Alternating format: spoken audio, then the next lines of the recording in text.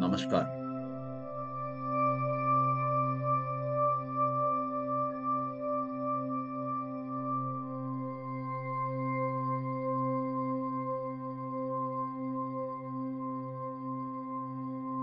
मेरे प्यारे भाइयों बहनों, आपको नमस्कार।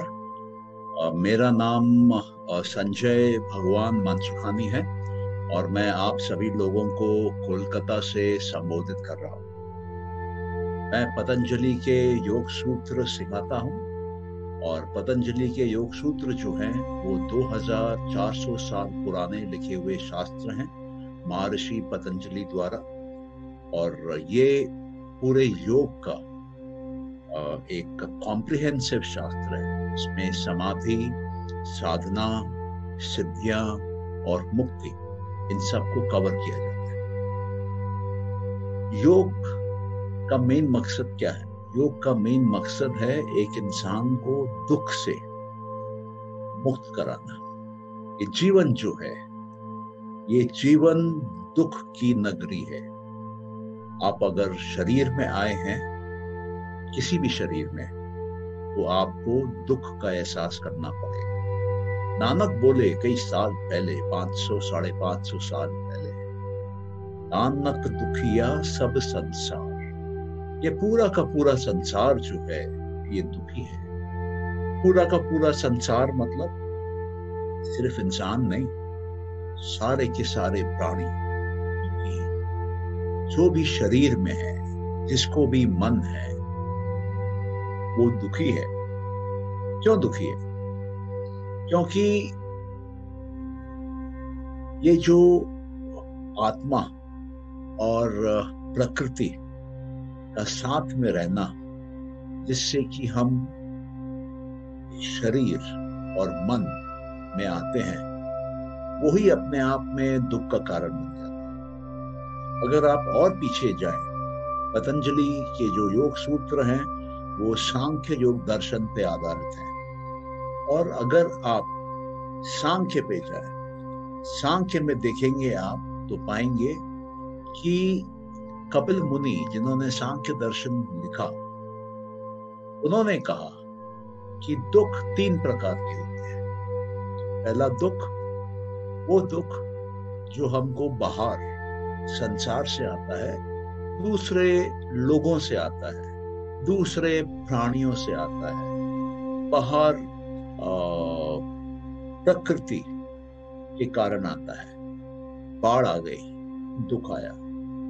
तेज बारिश आ गई, दुख आया। तूफान हो गया, दुख आया। जमीन खिसक गई, भूकंप आ गया, दुख आया। तो कॉन्स्टेंटली हमारे जीवन में बाहर से हम देखते हैं कि और इंसानों के कारण और जीवों के कारण और प्राकृतिक कारणों से दुख आता रहता है।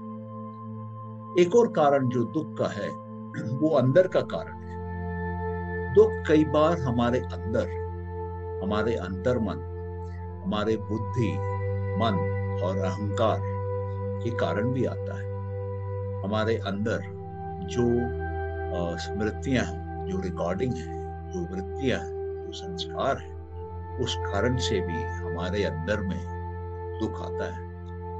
और एक तीसरा प्रकार का दुख है, जैसे मैंने पहले कहा कि 3 प्रकार के दुख है। तो जो तीसरा प्रकार का दुख है, वो दुख आता तो बाहर से है, लेकिन उस पे किसी का कंट्रोल नहीं रहता। वो जो दुख है, मान के चलिए कि ग्रह दोष के कारण आया, पितृ दोष के कारण आया, देवताओं के श्राप के कारण आया, राक्षसों के असर से आया। ये जो दुख है, ये दुख आता तो बाहर से है, लेकिन इसके ऊपर किसी भी इंसान का कोई भी कुछ भी कंट्रोल नहीं है। तो अभी हम देखते हैं कि ये जो 3 प्रकार के दुख हैं, इनसे मुक्ति पाने के तरीके क्या हैं? योग के हिसाब से अगर आप देखें तो आप पाएंगे कि क्रिया योग, जो कि पतंजलि ने अपने साधना के चैप्टर में, 2nd चैप्टर में जो सजेस्ट किया, वो क्रिया योग अपने आप में एक पावरफुल मेथड है। जिससे कि हम अपने दुख को सीमित कर सकते हैं, कंट्रोल कर सकते हैं। कैसे कर सकते हैं? हमने देखा कि दुख 3 प्रकार के हैं, तो आइए उन तीनों का उपाय करते हैं एक एक करके। पहले हम वो दुख देखते हैं जो कि हमारे बाहर से आ रहा है। तो जो दुख हमारे बाहर से आ रहा है और प्राणियों से आ रहा है और प्रकृति के कारण से आ रहा है, उसको अगर हमको कंट्रोल करना है तो हमारा जो शरीर है उसमें कुछ ऐसे तत्व हैं, कुछ ऐसे प्रिंसिपल हैं जो बाहर की दुनिया से जुड़े हुए हैं। ये क्या है? ऐसे 16 हमारे अंदर में वो तत्व है जो बाहर के संसार से, बाहर की दुनिया से जुड़े हुए हैं। ऐसे 16 द्वार हैं जिसके माध्यम से बाहर का सिग्नल, बाहर का इनपुट, बाहर से इंफॉर्मेशन हमारे अंदर आती है। तो ये 16 द्वार कौन से देखते हैं? सबसे पहले 5 द्वार जो हैं वो हैं हमारे 5 ज्ञान इंद्रियां। हमारे 5 ज्ञान इंद्रियां कौन सी हैं? हमारी आंख, हमारे कान, हमारी नाक, हमारी जीभ और हमारी चमड़ी। ये जो हैं ये हमारे लिए 5 द्वार हैं, जिन 5 द्वारों से बाहर से अंदर सिग्नल आता है, बाहर से अंदर इंफॉर्मेशन आती है। तो दुख भी अगर बाहर है, उसका कारण बाहर है, तो इन 5 दरवाजों से वो अंदर आता है। दूसरे 5 दरवाजे कौन से हैं? दूसरे 5 दरवाजे हैं हमारे 5 कर्म इंद्रिय। हमारे जो 5 कर्म इंद्रियां हैं वो हैं हमारे 2 हाथ के माध्यम से हम चीजों को पकड़ने लगते हैं, पकड़ पाते हैं, ग्रास्प कर पाते हैं। ये कर्म की इंद्रिय है, ग्रास्प कर पाना। हम चल पाते हैं, ये कर्म की इंद्रिय है। हम जीभ से बोल पाते हैं, ये हमारे कर्म की इंद्रिय है। हम अपने सेक्सुअल ऑर्गन से प्रोक्रिएट कर पाते हैं, बच्चे पैदा कर पाते हैं, ये भी हमारे कर्म की इंद्रिय है। और हम अपने पीछे से हमारे अंदर जो खाना अब हमारे लिए जरूरी नहीं है, जो कि वेस्ट है, उसको हम निकालते हैं, तो ये भी एक कर्म इंद्रिय है। तो इन 5 कर्म इंद्रियों के द्वार से ही बाहर का दुख अंदर आता है। तो हम जो हैं एक कंटेनर है, एक कंटेनर, और हमारे कंटेनर के अंदर 10 द्वार है। 5 जो बाहर जाते हैं कर्म करने, 5 जो अंदर आते हैं। और इन पे इंद्रियां हैं, इन पे सेंसेस हैं जो कि अंदर को समझती हैं, बाहर को समझती हैं। इनके अलावा बाहर जो है, जिनसे ये ज्ञान इंद्रियां काम करती हैं या ये कर्म इंद्रियां जिन पर काम करती हैं, वो है 5 महाभूत। ये जो 5 महाभूत है, ये कौन से हैं? ये 5 महाभूत हैं पृथ्वी, जल, अग्नि, वायु और आकाश। इन्हीं को हम सेंस करते हैं, इन्हीं को हमारी इंद्रियां देखती हैं और इन्हीं पे हम कर्म भी करते हैं। और ये जो हैं ये बाहर के ऑब्जेक्ट्स हैं, बाहर के वस्तु हैं, और इनकी इंफॉर्मेशन हमारे पास जो अंदर आती है या इन पे जो हम बाहर काम करते हैं, उसको कौन कंट्रोल करता है? उसको कंट्रोल करता है हमारा मन। हमारा मन है तो अंदर, लेकिन वो एक एक्सटर्नल ऑर्गन की तरह बिहेव करता है। वो बाहर से जुड़ा हुआ है, बाहर से अंदर लेता है, बाहर से बाहर देता है। तो टोटल अगर आप इनको जोड़ेंगे तो ये 16 होते हैं। एक मन, 5 ज्ञान इंद्रियां, 5 कर्म इंद्रियां और 5 आपकी 5 महाभूत। तो ये 16 जब कमजोर होंगी तब आपके अंदर अटैक आता है, दुख आता है, अंदर एंट्री करके आपको परेशान करता है, आपके अंदर कष्ट पैदा करता है, आपके अंदर पीड़ा पैदा करता है। तो इन 16 द्वारों को मजबूत करना पड़ता है, इन 16 द्वारों को स्ट्रेंथन अप करना पड़ता है, इन 16 द्वारों को स्ट्रांग करना पड़ता है। आप कुछ इस तरह से समझ लीजिए कि आपका शरीर एक किला है और आप इस किले के अंदर हैं, और ये जो मन है वो संतरी है।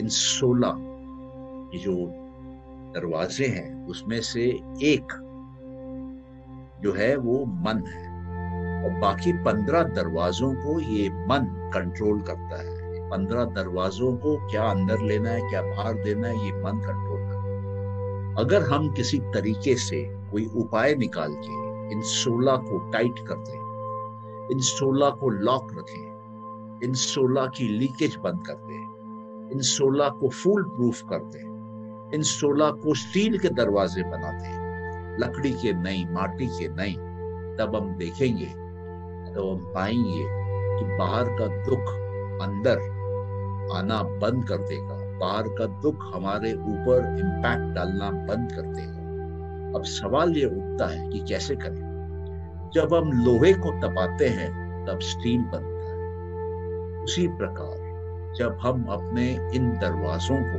तपाते हैं तब ये मजबूत बनते हैं। जब हम अपने मन को तपाते हैं तब ये मजबूत बनते हैं। तो इनको मजबूत करने का तरीका है तपस्या, तपह। और तपस्या किस प्रकार की? तपस्या वो जो इंद्रियों को काबू करे, टाइट करे। तपस्या वो जो कर्म इंद्रियों को टाइट करे। तपस्या वो जो पंच महाभूतों पे हमारा कंट्रोल टाइट करे। तपस्या वो जो हमारे मन को डिसिप्लिन करे, हमारे मन को हमारे काबू में लाए, हमारे मन को हमारे अनुसार चलाए, हमारे मन को फौलाद का बना दे, स्टील का बना दे, ताकि हमारा मन डगमगाए नहीं, हमारा मन सीधा स्ट्रेट कंट्रोल में रहे, चाहे बाहर से कितना भी दुख आ जाए। तो ये तपाने के कुछ तरीके हैं। आप लोग जानते हैं कि तपस्या करने के कई तरीके हैं। एक सिंपल मैं आपको 2-3 एग्जाम्पल देता हूँ जिससे कि आपको आसानी से बढ़िया से समझ में आ जाएगा। एक तरीका, मान लीजिए आप फास्टिंग करते हैं, आप उपवास करते हैं, वो एक तरीका हो सकता है मन को काबू में करने का, इंद्रियों को काबू में करने। आपने ये तय किया कि हम सवेरे रोज 5 बजे उठेंगे, ये भी एक तरीका हो सकता है मन को काबू करने का, शरीर को काबू। अब इसमें ये होता है कि जैसे भी आप मन को एक जगह पर टान के खींच के लेके आते हैं, अब उसको वापस और कुछ नया चैलेंजिंग देना पड़ता है, कुछ नया मुश्किल में उसको डालना पड़ता है, तब मन फिर और मजबूत होता है और स्ट्रांग। तो हमने देखा कि बाहर से जो आ रही है दुख, दिक्कत, पीड़ा, कष्ट, उसके लिए ये 16 द्वारों को, 16 तत्वों को हम कंट्रोल करते हैं, ठीक करते हैं, स्ट्रांग करते हैं, मजबूत करते हैं तपाके, तपस्या के माध्यम से। अब एक दुख हमने देखा कि है अंदर का, वो दुख जो हमारे अंदर पैदा होता है। अब जो दुख हमारे अंदर पैदा होता है उसमें आइए देखते हैं कि कौन से तत्व हैं हमारे अंदर, कौन से प्रिंसिपल्स हैं हमारे अंदर। ये जो कंटेनर है हमारा, इस कंटेनर के अंदर क्या है जो काम कर रहा है। तो हम पाएंगे इस कंटेनर के अंदर, हमारे अंदर हम पाएंगे कि पहला मन, जो कि हमने देखा। दूसरा अहंकार, ईगो। तीसरा बुद्धि, इंटेलेक्ट। और इन तीनों को मिला के जो बनता है उसको बोलते हैं चित्त। तो जो दुख हमारे अंदर से आ रहा है वो हमारे चित्त से आ रहा है, वो हमारे बुद्धि से आ रहा है, मन से आ रहा है, अहंकार से आ रहा है, अंदर से आ रहा है। उसका इलाज हम बाहर नहीं खोज सकते क्योंकि उसका कारण, उसका जड़ हमारे अंदर है। तो उसका इलाज भी हमको हमारे अंदर ही करना होगा। और जो दुख पैदा कर रहा है हमको समझना होगा कि दुख कौन पैदा कर रहा है, कहाँ पैदा हो रहा है, कैसे पैदा हो रहा है, किस कारण से हो रहा है और उसका निवारण करने का तरीका क्या है। तो कोई भी दुख अगर आपके अंदर है तो उसका निवारण करने का, उसका रामबाण, उसको ठीक करने का, उसको कम करने का, उसको गायब करने का, उसको सुख में परिवर्तित करने का एक ही तरीका है, और वो तरीका है स्व अध्याय। स्व अध्याय मतलब आप अपने बारे में जानकारी लेते हैं, अपने आत्मा के बारे में जानकारी लेते हैं, अपने आत्मा की स्टडी करते हैं। तो जब आप अपनी आत्मा की स्टडी करते हैं, देखिए दिक्कत है चित्त में, लेकिन हम स्टडी कर रहे हैं आत्मा की। क्यों? जब हम आत्मा की स्टडी करते हैं, जब हम शास्त्रों की स्टडी करते हैं, तो हम अपने आत्मा के बारे में और जानते हैं, हम अपने प्रकृति के बारे में और जानते हैं। हमारी प्रकृति क्या है? हमारा चित्त और ये पूरा का पूरा वस्तु, ये पूरा का पूरा जो शरीर, ये हमारी प्रकृति है। तो जब हम आत्मा के बारे में स्टडी करते हैं, आत्मा के बारे में जानते हैं, जब हम आत्मा के संस्कारों को पढ़ते हैं, उसकी गहराई में आत्मा के शास्त्रों को पढ़ते हैं, उसकी गहराई में उतरते हैं, तब हम पाते हैं कि हमको आत्मा अब समझ में आ गई। जब हमको आत्मा समझ में आती है, तब हमको ये समझ में आता है कि मैं आत्मा हूं, मैं चित्त नहीं हूं, मैं शरीर नहीं हूं, मैं मन नहीं हूं, मैं अहंकार नहीं हूं। और जब ये समझ में आने लगता है, तो हमारी जो पीड़ा, हमारा जो कष्ट, हमारा जो दुख था, वो हम देखते हैं और पाते हैं कि वो इसी कारण से हो रहा था कि मेरे अंदर में ये भ्रांति आ गई थी कि मैं शरीर हूं। मेरे अंदर में ये भ्रांति आ गई थी कि मैं मन हूं, मैं चित्त हूं, मैं बुद्धि हूं, मैं अहंकार हूं। इसलिए दुख होता है। लेकिन जब आपको ये समझ में आ जाएगा कि आप ये कुछ नहीं, आप सिर्फ और सिर्फ आत्मा है, आप वो आत्मा है जो कि अनंत है, आप वो आत्मा है जो सदा के लिए है, आप वो आत्मा है जिसमें कोई बदलाव नहीं है, आप वो आत्मा है जो कि एक जर्नी पे है, एक यात्रा पे है, एक सफर में है, जो हजारों लाखों करोड़ों साल से चल रही है, एक शरीर से दूसरे शरीर, दूसरे शरीर से तीसरे शरीर, तीसरे शरीर से चौथे शरीर। जब ये आपको एहसास होने लगता है, तो आपके अंदर से जो दुख आ रहा था, आपके मन से, चित्त से, अहंकार से, वो दुख जो है वो घटने लगता है, वो दुख जो है वो गायब होने लगता है, वो दुख जो है उससे आपको मुक्ति मिलने लगता है। और जब आपको उस दुख से मुक्ति मिलने लगता है, जब आप उससे फ्री होने लगते हैं, तब आप क्या पाते हैं? तब आप पाते हैं एक बहुत ही अद्भुत चीज। आप ये एहसास करते हैं कि आप आत्मा है और आपके जीवन के सारे दुख गायब होने लगते हैं। आपका जो शरीर है उसकी बीमारियां गायब होने लगती हैं। आपका जो मन है उसका संतुलन, उसकी शांति, उसकी खुशी वापस आती है। और आपकी आत्मा जो है वो अब ऊंचे लेवल पे जाने लगती है, ऊंचे ताकतों से मिलने लगती है और एक नई उड़ान भरने लगती है। अब तीसरा जो दुख का कारण है, जो कि हमने देखा कि पितृ दोष से हो सकता है, ग्रह दोष से हो सकता है, देवताओं के श्राप से हो सकता है, राक्षसों के असर से हो सकता है, उन कारणों से जो है तो बाहर से, लेकिन उस पे मानव का या हमारा कहीं भी कोई भी क्षण भर भी कंट्रोल नहीं है। उसके लिए क्या सजेस्ट किया गया? उसके लिए ये सजेस्ट किया गया कि आप ईश्वर के प्रति प्रणिधाना करिए। प्रणिधाना मतलब कमिटमेंट, प्रणिधाना मतलब भक्ति, प्रणिधाना मतलब समर्पण, प्रणिधाना मतलब ईश्वर के शरणागति में चले जाना। तो जब हम ईश्वर के शरणागति में चले जाते हैं, ईश्वर के समर्पण में आ जाते हैं, तो एक बहुत ही अच्छी दिलचस्प घटना घटती है। क्या घटना?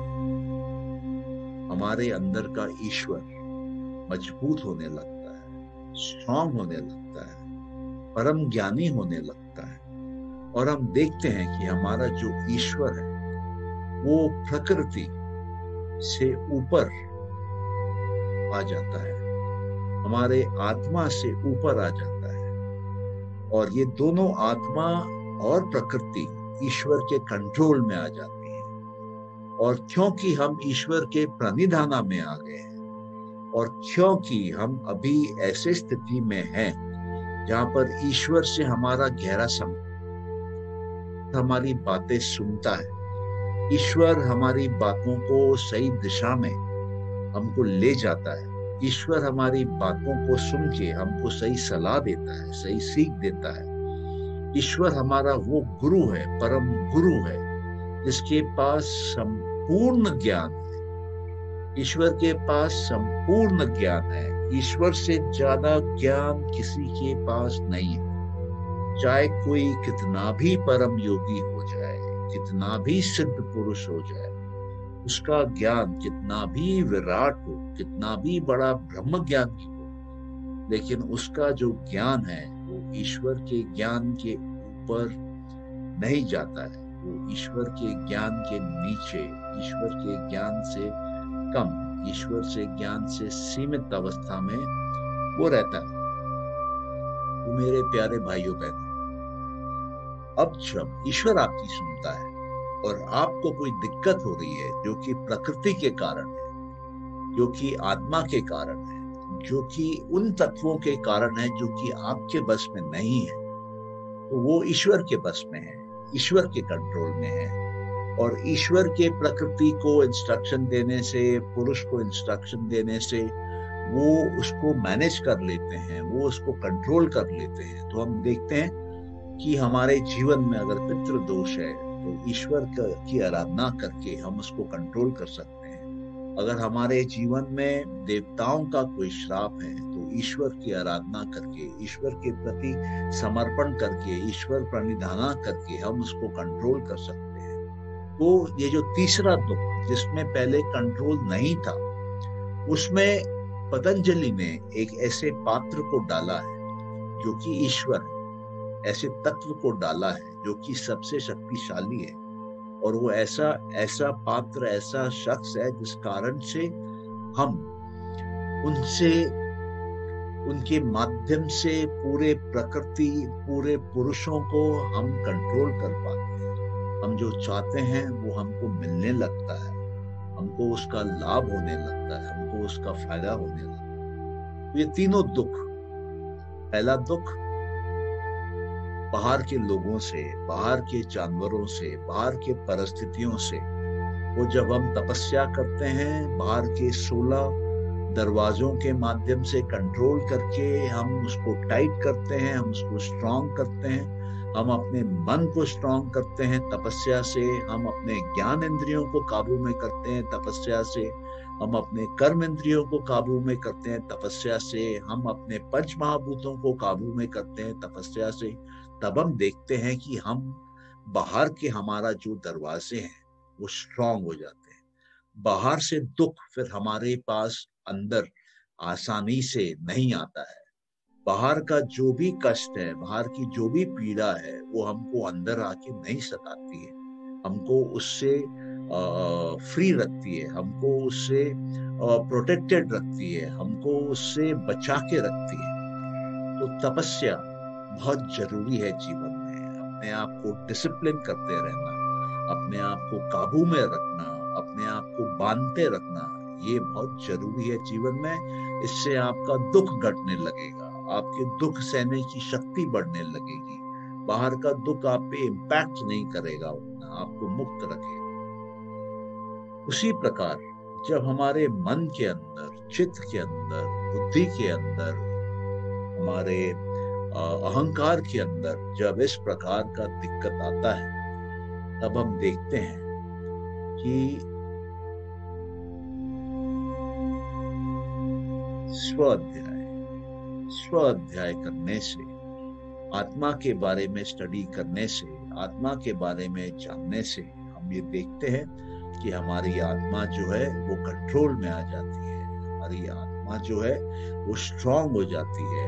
हम ये देखते हैं कि जो आ रहा था बाहर से दुख मन का, आत्मा को मजबूत करने से, आत्मा की जानकारी लेने से, आत्मा का ज्ञान लेने से, आत्मा के बारे में और समझने से हम ये पाते हैं कि हमारे अंदर मन की दिक्कत, मन की कमजोरी जो तंग कर रही थी वो हटने लगती है, वो घटने लगती है। तो हमको ये भ्रम रहता है कि हम मन हैं, हम शरीर हैं, लेकिन जब हम अपने आप को आत्मा के हिसाब से जानने लगते हैं, पहचानने लगते हैं, देखने लगते हैं, तो हमारे दुख, हमारे दर्द, हमारे कष्ट अपने आप कम होने लगते हैं। और जीवन क्या है? जीवन है अपने आप को ये समझना, अपने आप को ये पाना कि हम आत्मा हैं और हम आत्मा छोड़ के कुछ नहीं। जब ये हमको समझ में आता है कि हम आत्मा हैं, प्रकृति से अलग हैं,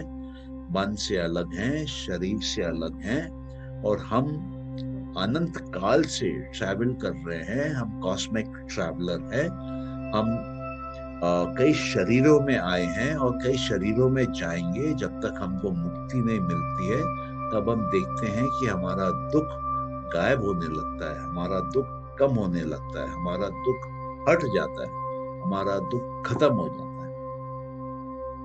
और तीसरा, ईश्वर प्रणिधान।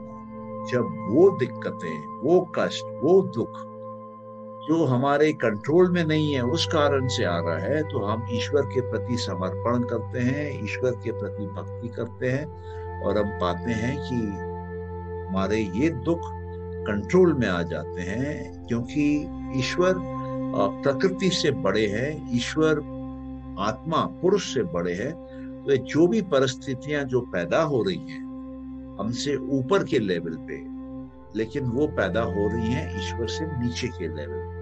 तो हम जब ईश्वर से संबंध बना लेते हैं, ईश्वर से दोस्ती कर लेते हैं, ईश्वर से भक्ति कर लेते हैं, ईश्वर के बन जाते हैं, तो ईश्वर हमारे बन जाते हैं और हमारे इन दिक्कतों का निवारण करते हैं। प्रकृति और पुरुष के माध्यम से हमको सुखी कर देते हैं। तो मेरे प्यारे भाइयों बहनों, ये 3 दुख के कारण और ये 3 दुख के निवारण, ये जो तीनों हैं, इसको क्रिया योग बोला जाता है। क्रिया योग मतलब वो योग जो कि एक्शन बेस्ड है। क्रिया का मतलब खेल भी है।